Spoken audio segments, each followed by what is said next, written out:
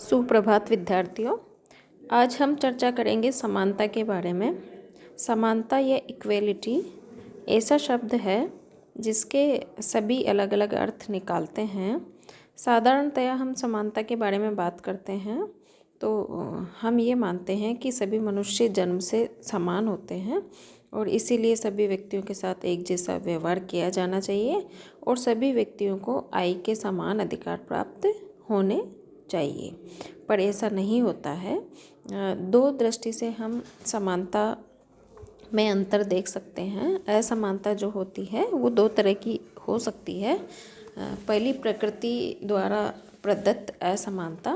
प्रकृति के द्वारा ही कुछ मनुष्य बुद्धि, बल और प्रतिभा की दृष्टि से ज़्यादा संपन्न होते हैं। वहीं दूसरे प्रकार में जो कुछ मनुष्य होते हैं वो बौद्धिक दृष्टि से कमज़ोर होते हैं। तो ये प्राकृतिक असमानता होती है और इस पे किसी का वश नहीं चलता है। ये प्रकृति प्रदत्त ही होती है। और समाज में विद्यमान दूसरे प्रकार की जो असमानता है वो होती है जो समाज के द्वारा उत्पन्न होती है। समाज के द्वारा जो विषमताएं होती है वो अनेक बार ऐसा होता है कि बुद्धि, बल और प्रतिभा की दृष्टि से बच्चे श्रेष्ठ होते हैं या व्यक्ति श्रेष्ठ होता है, परंतु वो निर्धन परिवार में जन्म ले लेता है और इस तरीके से वो अपने व्यक्तित्व का वैसा विकास नहीं कर पाता जैसे धनिक वर्ग के बच्चे कर लेते हैं। तो ये जो विषमता है ये समाज द्वारा उत्पन्न या सामाजिक विषमता होती है, ये प्रकृति प्रदत्त नहीं है। तो समाज में इस तरह की दो तरह की विषमताएं हम देख सकते हैं। तो समानता की जब हम बात करते हैं तो समानता की बात करने से तात्पर्य ये दूसरी प्रकार की जो विषमता है इसी से है।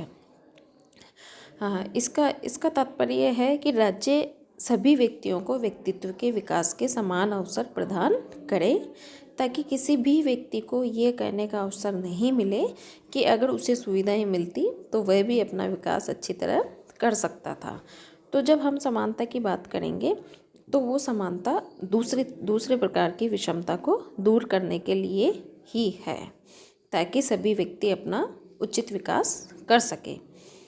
अब हम बात करेंगे समानता के विभिन्न आयाम के बारे में कि समाज में विषमताएं किन किन तरह की हो सकती है और राज्य के द्वारा किन क्षेत्रों में समानता की स्थापना की जानी चाहिए।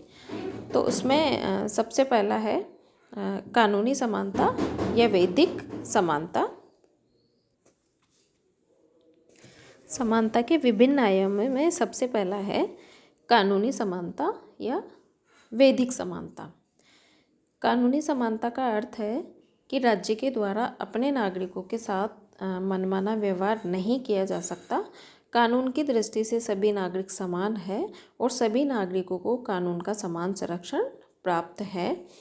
विधि का शासन का या रूल ऑफ लॉ की जो संवैधानिक व्यवस्था है ये ब्रिटेन से ली गई है और भारत में भी विधि के शासन या रूल ऑफ लॉ को अपनाया गया है। कानूनी समानता दो तरह से स्थापित की जा सकती है, एक कानून के समक्ष समानता और दूसरा कानून का समान संरक्षण। कानून के समक्ष समानता से तात्पर्य है कि राज्य सभी व्यक्तियों के लिए एक से कानून बनाएगा और इन कानूनों को एक समान लागू करेगा। राज्य जन्म, वंश, लिंग, धर्म, जाति, जन्म स्थान, धनी गरीब या ऊंच नीच आदि के आधार पर कोई भेदभाव नहीं करेगा। दूसरा है कानून का समान संरक्षण।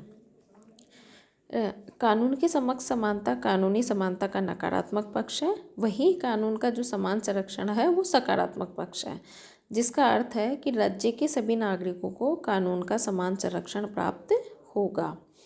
राज्य कानूनों के माध्यम से अपने नागरिकों को जो स्वतंत्रताएं प्रदान करता है जैसे शिक्षा, स्वास्थ्य, जीवन आदि, इसके संबंध में राज्य अपने नागरिकों में कोई भेदभाव नहीं करेगा। और इसमें ये बात भी निहित है कि अपने अधिकारों की रक्षा के लिए प्रत्येक व्यक्ति समान रूप से न्यायालय की शरण ले सकता है। और भारतीय संविधान के अनुच्छेद 14 में कहा भी गया है कि राज्य किसी व्यक्ति को कानून के समक्ष समानता या कानून के समान संरक्षण से वंचित नहीं करेगा। तो इस तरह से कानूनी समानता को हम समझ सकते हैं। दूसरा है राजनीतिक समानता। राजनीतिक समानता का अर्थ है कि राजनीतिक प्रक्रियाओं को प्रभावित करने के अवसर सभी नागरिकों को समान रूप से प्राप्त होने चाहिए, चाहे राजतंत्र हो, कुलीन तंत्र हो या कोई तानाशाही व्यवस्था हो। राजनीतिक समानता सही सभी जगह होनी चाहिए। इन व्यवस्थाओं में जन्म या वंश के आधार पर भेदभाव एक सामान्य स्थिति है, किंतु जो लोकतांत्रिक व्यवस्था है वो इन असमानताओं को दूर करने का प्रयास करती है। राजतंत्र, कुलीन तंत्र या जो तानाशाही व्यवस्था में जो हम राजनीतिक असमानता देखते हैं, लोकतांत्रिक व्यवस्था उस असमानता को दूर करने के लिए प्रयासरत है। और यही कारण है कि प्रत्येक व्यक्ति को मतदान का अधिकार प्राप्त है, चुनाव में उम्मीदवार बनने का अधिकार प्राप्त है, प्रार्थना पत्र देने का अधिकार प्रत्येक व्यक्ति को प्राप्त है। अगर सरकार की कोई शिकायतें करना चाहता है तो कोई भी व्यक्ति शिकायत कर सकता है। राजनीतिक नियुक्तियां तथा सम्मान प्राप्त करने का अधिकार है। इसके अलावा प्रत्येक व्यक्ति को विचारों की अभिव्यक्ति तथा दलीय संगठनों के निर्माण का भी अधिकार प्राप्त है। तीसरा है सामाजिक समानता या सोशल इक्वेलिटी। समानता का ये एक महत्वपूर्ण पक्ष है और सामाजिक समानता का आशय है कि समाज और सामाजिक जीवन में सभी व्यक्तियों को समान समझा जाना चाहिए। धर्म, जाति, वंश, लिंग या जन्म स्थान के आधार पर व्यक्ति में किसी तरह का भेदभाव नहीं होना चाहिए।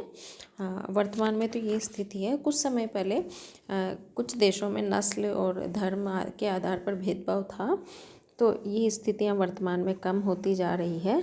और भारत के अनुच्छेद 17 में अस्पृश्यता को एक दंडनीय अपराध घोषित किया गया है।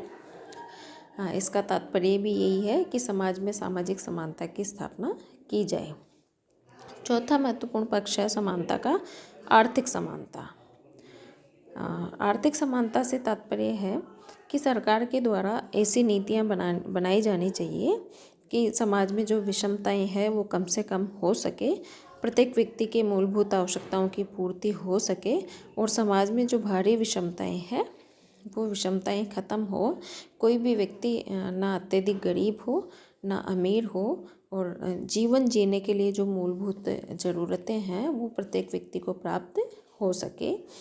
आर्थिक समानता का मतलब ये नहीं है कि सभी व्यक्तियों को समान वेतन मिले या सभी व्यक्ति बराबर भौतिक साधनों का उपभोग करें। इस प्रकार की स्थिति को तो प्राप्त करना संभव नहीं है। आर्थिक समानता का आशय है कि सभी व्यक्तियों की मूलभूत आवश्यकताओं की पूर्ति होनी चाहिए तथा संपत्ति की दृष्टि से समाज में भारी विषमताएं नहीं होनी चाहिए। और व्यक्ति की जो न्यूनतम भौतिक आवश्यकताएं हैं, जैसे कि भोजन, वस्त्र, आवास, शिक्षा, स्वास्थ्य आदि की सुविधा प्रत्येक व्यक्ति को प्राप्त होनी चाहिए। सभी व्यक्तियों को रोजगार, पर्याप्त मजदूरी, उचित अवकाश की सुविधा प्राप्त होनी चाहिए।